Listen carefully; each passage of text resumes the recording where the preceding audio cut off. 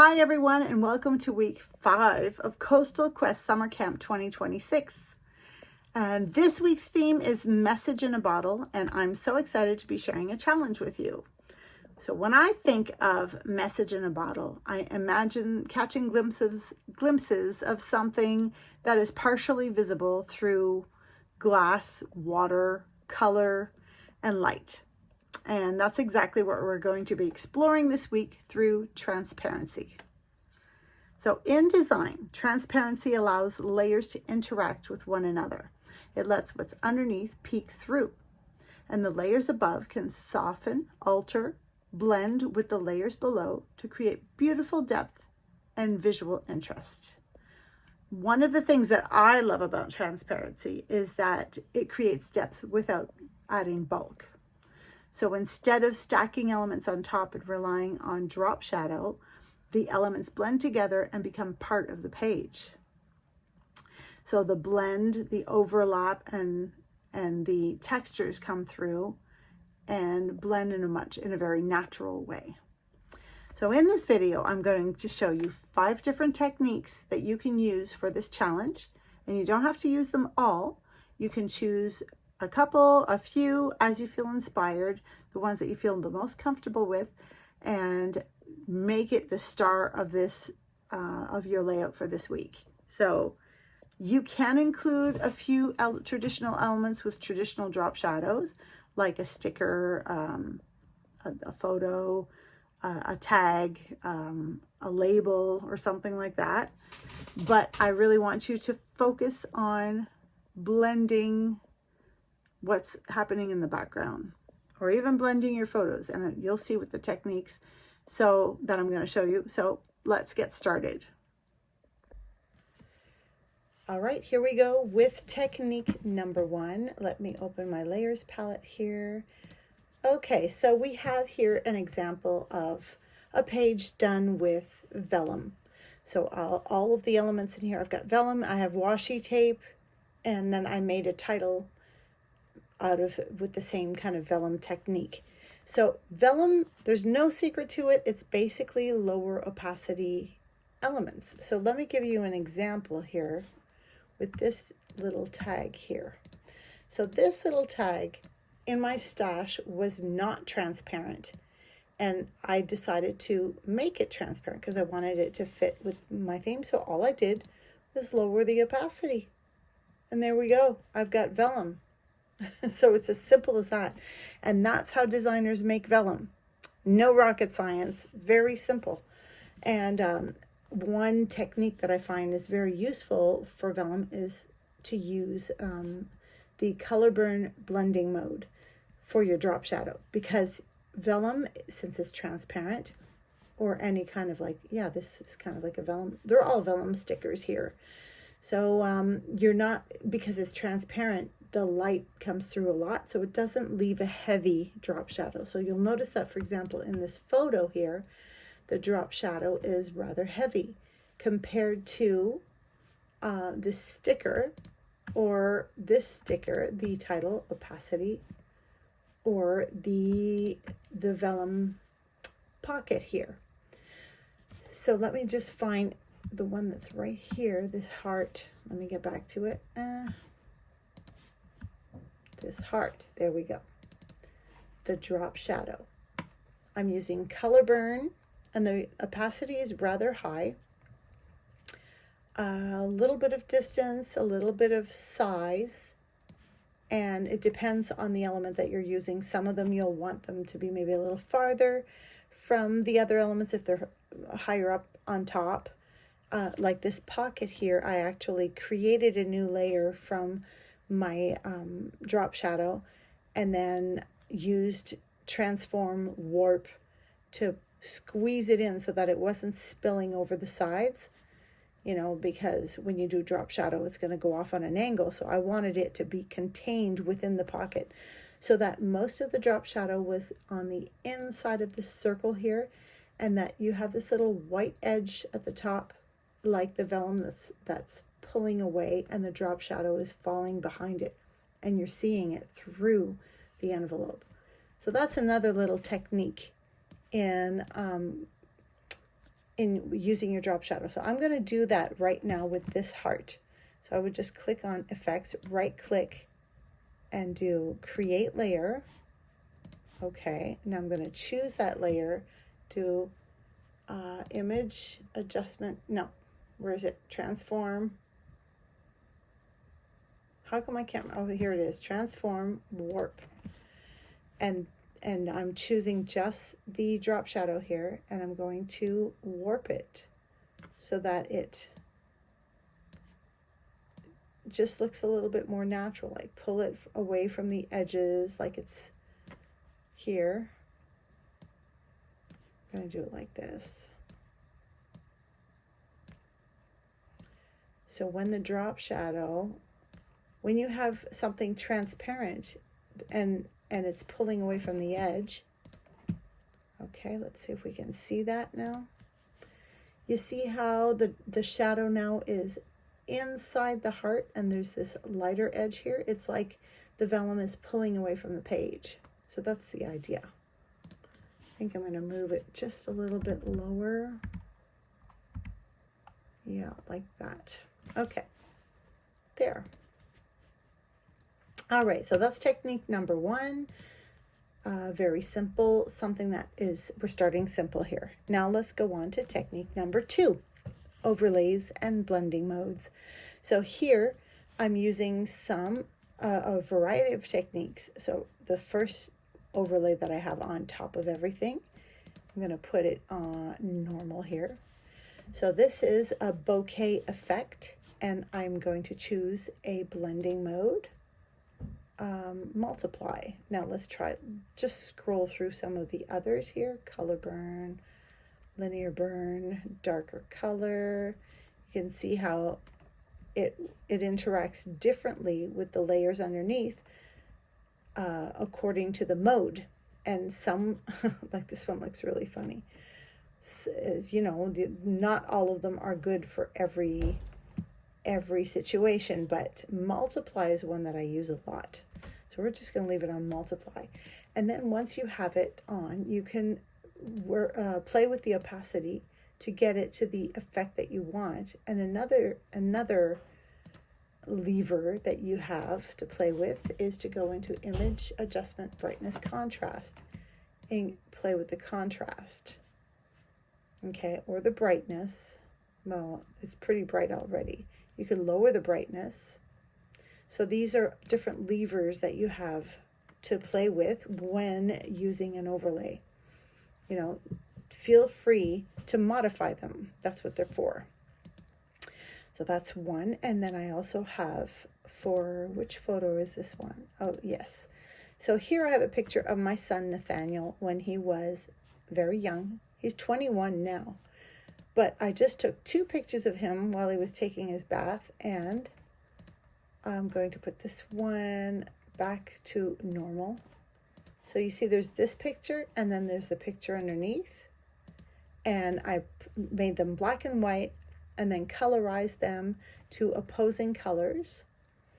Then I just clipped the top picture to the bottom one. Oh, there we go.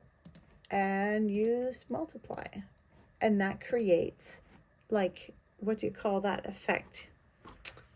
Oh, I wrote it down somewhere. It's called double exposure. That's it. It's a photography effect that you can recreate. It's like the picture was kind of caught between, you got 2 on the same film, right? So here I'm using blue and pink, but you could use other contrasting colors. It doesn't have to be these 2. And you want an image that has a simple background for this kind of effect. So there's one technique. Another one would be here. I'm using a photo overlay from the Skyline photo overlays, which is a product that I had retired, but I'm going to be bringing back. And it's just, what do you call that when it goes from one to a blend from one color to another? Ombre. this is an ombre. So here we have an ombre overlay, which is a mixture of colors, and I've got a bunch of different ones in this skyline overlay pack. And you just basically, here, I'm going to remove this one. These ones are already blended in. This one is on overlay at 52%. If I put it back to normal, you'll see there, that's the overlay. Bring it back, 52, overlay. And then I've got another one here that is on color at 76%, just to give you an idea of what it looks like. That's what it looks like. Oh, I think that's the original one that I showed you earlier. So 76, even if it's not exactly the same. What did I say? Color. Okay, and then I have another one here that is on multiply 45%. So that one looks like this. So there we go, 45. Bring it back to where it was. What did I say? Multiply. Okay, so then you can mix them, add them on top of each other, and have a variety of effects. So these are just, it's just a tool if you want to add color in any kind of way to your pages, to your photos, or to your pages.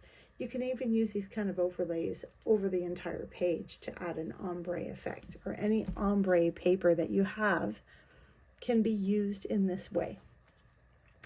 All right, so that's another one. And what was the next thing I was going to talk about? That's technique number 2, overlays. And technique number 3 is color blocking. So color blocking is simply using blocks of color. Like here I have it under color. There it is. It's just a color that I use my color picker to pick a blue from her kind of dress here, and I put it over part of the image, and I chose color burn, and it adds just a little bit of that shade over the picture that I have here. Now let's go back, remove the color block, and come back to this picture. I'm also going to remove the title here. Okay. So this picture is a second picture that I had of, this is my granddaughter. And so I just made it black and white, increased the contrast and brightness, and used hard light. So here, if I put it back to normal, there's the black and white picture. Now again, I'm using my blending modes, which is technique number 2. And I scrolled through them and said, okay, which one do I want to use? Which one looks best? So I'm just scrolling through, and I ended up choosing hard light. And if you want, you can change the opacity. Well, I like it fully opaque on this one. But to add interest, that's why I'm adding my color blocking. Here, I actually doubled that layer because I felt like I wanted it a bit stronger, but that's a little too strong in my opinion, so I'm going to lower the opacity of one of those layers. There we go. And then I decided to add some paint on the side, which is another form of color blocking. I'm adding color, but instead of making a geometric shape, I'm using paint, and it's one color. I use the same color as the block that I was using. And then I decided to add a title. So I'm going to do color blocking with words. So my title is going to be Joy. And I chose the pink from her pants. And I have it at linear burn 65%. And then I'm going to add wonder and joy. And wonder and is at linear dodge. Let me put it back to normal here. I had it blue. I thought that it didn't really pop very much, so I decided to try linear dodge, and I thought that looked the best. Again, you're just playing with different blending modes. So you're scrolling through them and saying, okay, which one is going to look the best here? Which one is going to pop? And if you're using fonts for color blocking, it's best to use bulky fonts. So fonts that are very chunky, and they work very well and they blend well together. All right, so there we go. I also decided to add a stamp. There we go. We're going to add that right there. Just brings the pink back in, and that's another form of color blocking, but with more detail, right? So you can go from chunky blocks, chunky letters, to paint, to stamps that bring out colors from your photos. And there's technique number 3. All right. Next, we have technique number 4, which is using blending options. Now, blending options are not quite the same as blending modes. You'll find them down in your effects here. Blending options is the first one. You've got bevel and emboss, stroke, inner shadow. That's where you find your drop shadow, and there's your blending options. So your blending options, you're going, first of all, I'm going to go select my image, this one. This one, I've already done it, so I'm going to do it to this one here to show you. So we're going to go to Effects, Blending Options, and we're going to use this slider right here and just kind of pull it to the right, and you'll see this image here kind of disappearing, right? So I'm pulling it off, and then I'm going to click Option, and that will split this slider so that I can pull half of it back, and that brings part of the image back to the forefront. Okay, so now I can see the grain of the wood. It's like it's a rub-on. So this is a great effect to make something look like a rub-on. I used it for the title Blending Options. I used it for technique number 4, and there we go. We see it on both of these stickers. So I use it sometimes when I'm making journal cards and I want to use my wood background and I want to make it look like a rub-on. So any sticker can look like it was a rub-on on a textured paper. So I'm going to show you the same technique again. Down here, blending options, bring it back to normal, and I'm going to use a different paper in the background. Okay, now you see that this one is no longer blended because the blending that I did was according to the background. So it worked for the wood, but it's not now working for this paper because I'd have to redo it according to that paper. See, even my title here, because it's lighter. So I'm going to go ahead and do the blending options on this sticker right here. Effects, blending options. Pull my slider to the right until I see it kind of disappearing there, and then click Option, and then pull half the slider back. Okay, so now you see how it's interacting with the background. There, it depends where I move it, but it really gives it that rub-on effect. You can barely see the outline of that sticker. I'll do the same thing with the title, blending options. So go to Effects, Blending Options, bring it back to normal, and then let's move this window out so we can see what we're doing. Pull the slider to the right until it starts to disappear.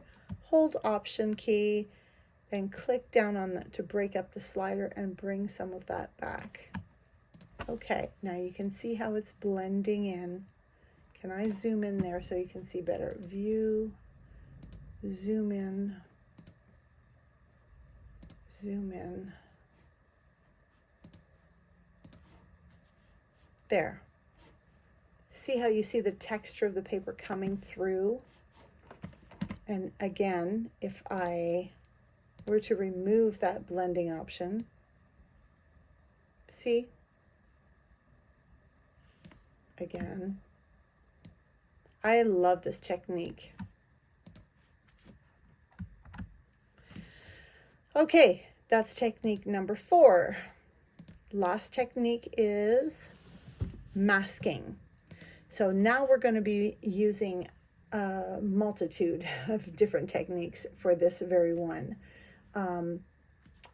Let me see, where are we going to start? So here I used chunky alphabet, and I just clipped a photo to the chunky alphabet. Let me see what there.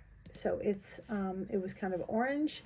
I clipped the photo to it, and I also used multiply, and I went into blending options, and I blended it into the background paper. So there it is, unblended. This font has a little bit of distress in it anyways, but I just wanted to accentuate it. There we go. And then if I wanted to, I could play with the opacity, you know, there we go. So you can use fonts as a mask. Any word art, fonts, and you can use paint.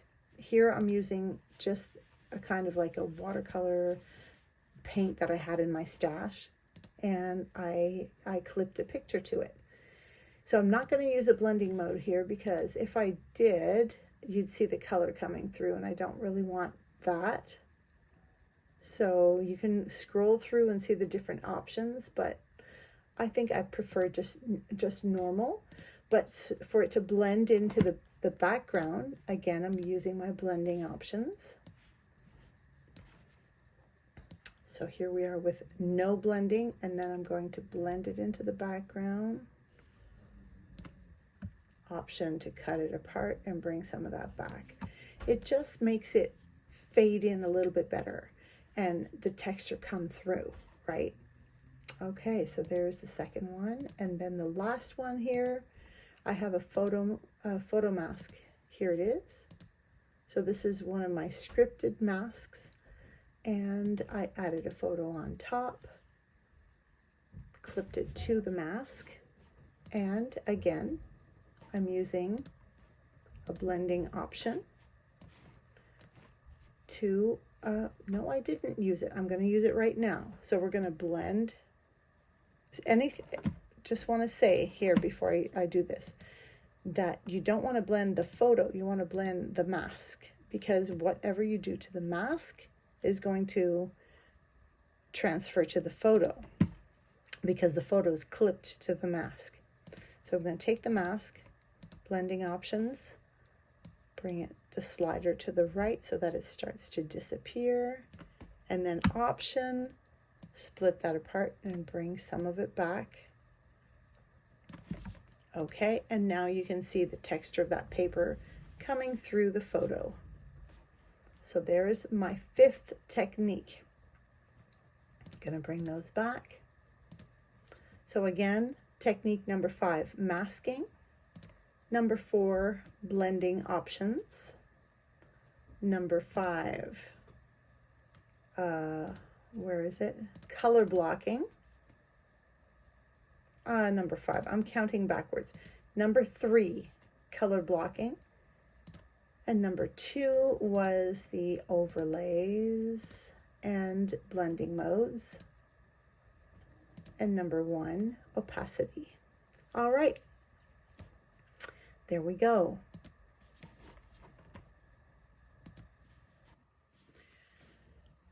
All right, here we are with a sample layout that I created using a combination of the techniques that I just taught. So I'm going to hide everything that I have here until we get back just down to the picture and bring the picture back up to normal. So there we go. That's the picture I'm working with. This is my other granddaughter. And funny story, a day or two after this picture was taken, she woke up, she got up after she went to bed, and her mom was downstairs, and she went into the bathroom, climbed up on the toilet, grabbed the scissors, and decided to cut her hair So this is the last picture that I have of her with her longish hair. It took forever to grow this long, and now it is short. So she started with her bangs, and they're maybe a centimeter long. So fortunately, the hairdresser was able to give her a really cute haircut. But anyways, these are her beautiful golden locks pre-haircut. So I have a paper in the background here from my art journal. It's like a art journal bundle. It's like a kit that I have that's got a bunch of art journaling stuff from when I used to do the M3 stuff. The M3 is Mixed Medium Monthly. We had a collection a few years ago, several years ago. So I just brought some of that stuff back and put it together in an art journaling bundle. So this is a paper from there, and I chose it because it has some lines, some texture, and some writing that I want to see through my paper. So I'm going to choose multiply, and then I made some color blocking circles. If I put them here, see, there's a circle. I'm going to bring it back to where it was, and here's another circle, and I just chose multiply. Was it multiply that I had? Hold on. Yes, multiply. And this one, I'm just going to do Command Z to make sure I have it right. There. Yep. Okay. So they're both on multiply at 100%. And then I chose this image here. Put it on normal. You'll see what it looks like. It's a sticker. But instead of, normally you'd put the sticker, do the drop shadow, and then the distance, and then the size, and there you go, you've got a sticker, right? Well, I'm not going to do that. Instead, I'm choosing a blending mode. So let's scroll through, and just scrolling through, I decided that I wanted it to really pop. And which one was the one that I chose? It was, oh, no, was it divide? Yeah, it was divide. See, that's not one that we use very often, but I just liked how it brought out the teal color in there. And anyway, so I thought that was pretty. Next, I chose some word art, and this one I actually chose not to do a blending mode because I tried them and I didn't like any of them. So I actually preferred normal. So that's okay. You can keep normal. Normal is good too. But I'm not going to put a drop shadow there because it's a stamp. Now let me just say something here. If you're stamping things, there's no drop shadow. If you're painting, there's no drop shadow. Unless, of course, it's like very thick paint, like, I don't know, some oil paint that's got big clumps in it. But even then, the drop shadow is going to be very subtle. It's not going to be like something that's lifting off the page. So be careful when you're using stamps and paint with drop shadows. In real life, they don't have drop shadows. So I don't think you should put one on. That's my opinion. Okay, I know some people do, but in real life that doesn't exist. Okay, so here I have my, let me put it back up to 100%. This is a bouquet overlay, and I brought the opacity down. Let me just undo because I want to get it back to where it was. I have it at overlay 74%. And then I did another one. I doubled it and did multiply at 66% because I just thought that the overlay was a little too light and I wasn't really getting the bouquet. It's lightening the picture, but it's not giving me the effect that I wanted. So I just added it on to get those circles back. There we go. Now I also added, this is Okay, you see that it's purple there? So normally it would be image adjustment, hue saturation. It would be black like this. This is, you know what, I just noticed that it's not well lined up. I'm going to put it back where it should be. There. Okay.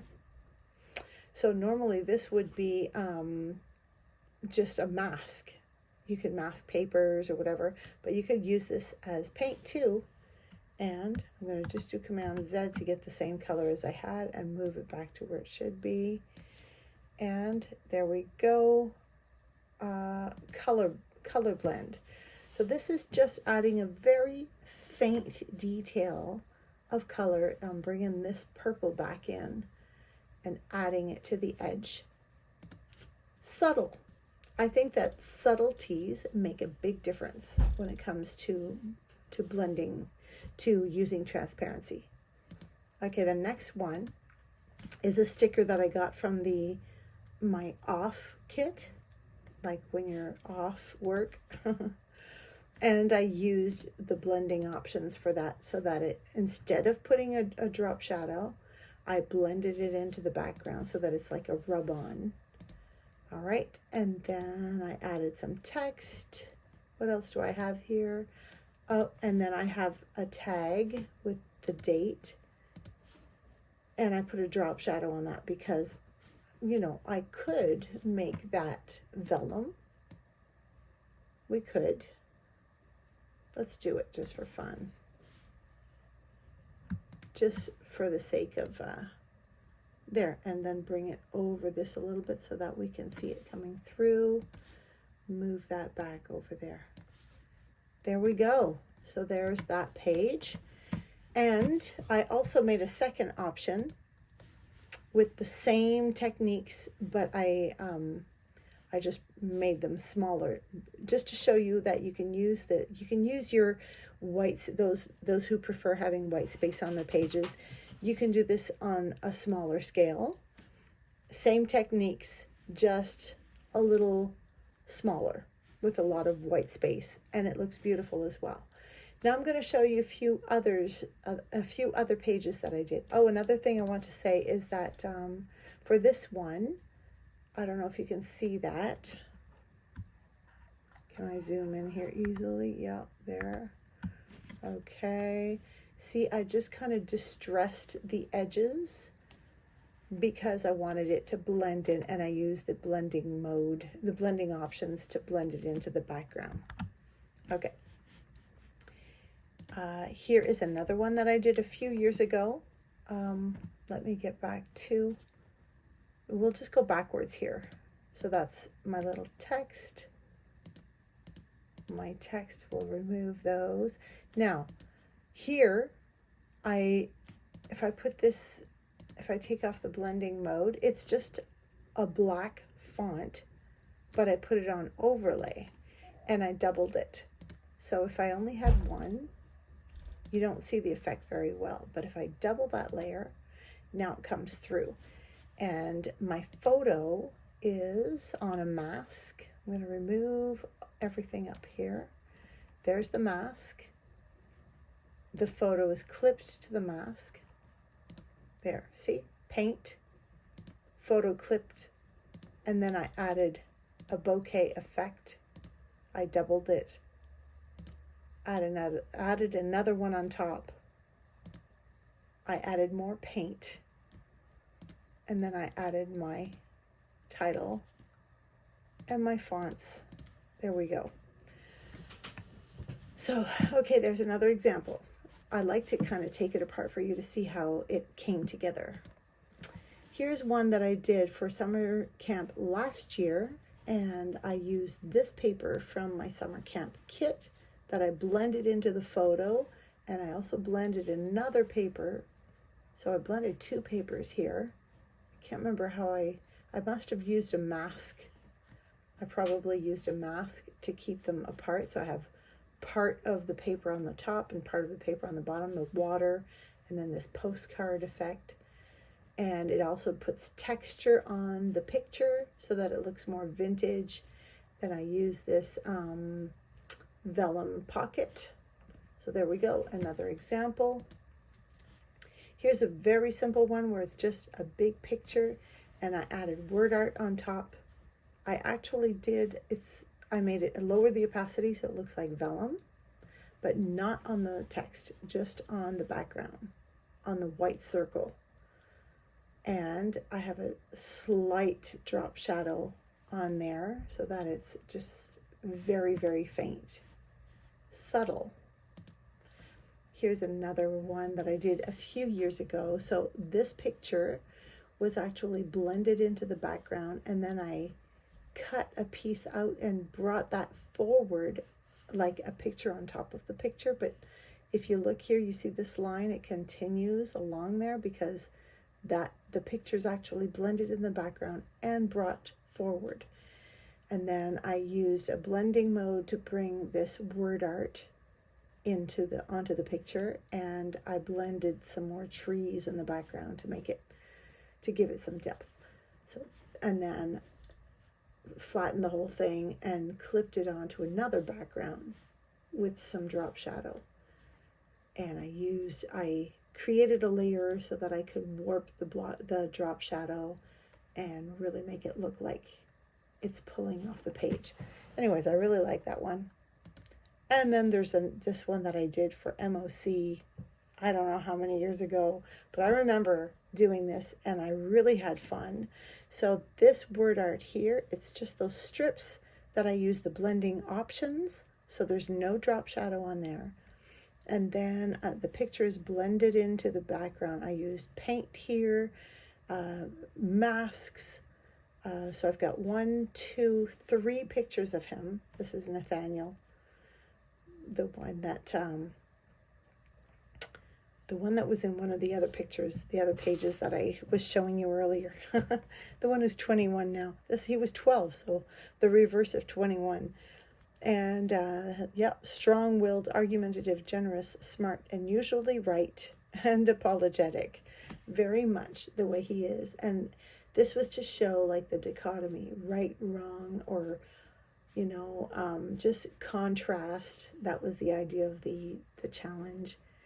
And yeah, anyways, I had fun with this, using blending modes.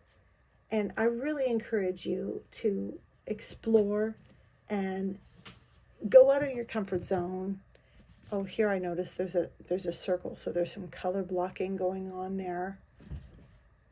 Yeah, anyways, it's fun. When you start playing with this, you discover a whole lot of things that you can do that you didn't think you could do. And you can use these 5 techniques that I showed you to just have fun and explore and experiment, and you'll be surprised what you come up with. And I can't wait to see what you do. So have fun with it, and we'll see you in the forum with your pages. All right, see you around.